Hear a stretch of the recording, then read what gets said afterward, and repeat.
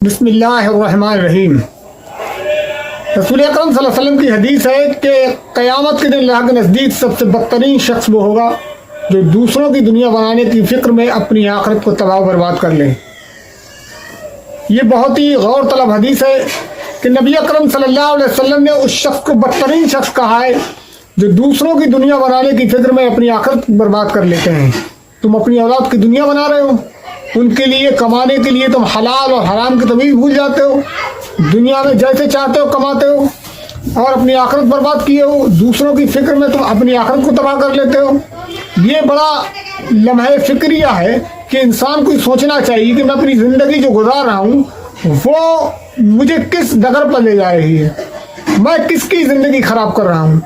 لوگ اپنی اولاد کی محبت میں حرام اور حلال کی تمیز نہیں کرتے ہیں، دنیا کی مال و دولت کی چاہت میں اللہ تعالیٰ کو فراموش کر دیتے ہیں۔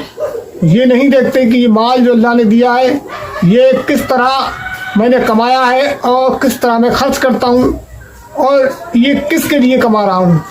حدیث شریف میں آتا ہے کہ نبی اکرم صلی اللہ علیہ وسلم فرمایا کہ انسان کہتا ہے میرا مال میرا مال میرا مال، حالانکہ تیرا مال تو وہ ہے جو تو نے کھا لیا یا پہن کر بوسیدہ کر دیا یا اللہ کی راہ میں خرچ کر کر اسے اسٹور کر لیا، باقی تو تیرے وارثوں کا مال ہے۔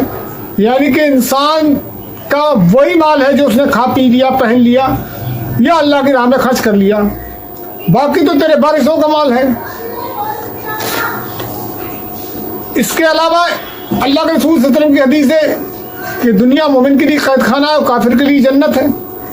ایک حدیث میں ہے کہ نبی صلی اللہ علیہ وسلم فرمایا کہ اللہ کی نظر میں دنیا کی اہمیت مچھر کے پر کے برابر بھی ہوتی تو وہ کسی کافر کو ایک بوند پانی تک نہ دیتا۔ آپ صلی اللہ علیہ وسلم نے اپنی وفات سے کچھ مہینے پہلے، غالباً 1 مہینہ پہلے، قبرستان میں شہدائے احد پہ جا کے خطبہ دیا اور اس میں کہا کہ مجھے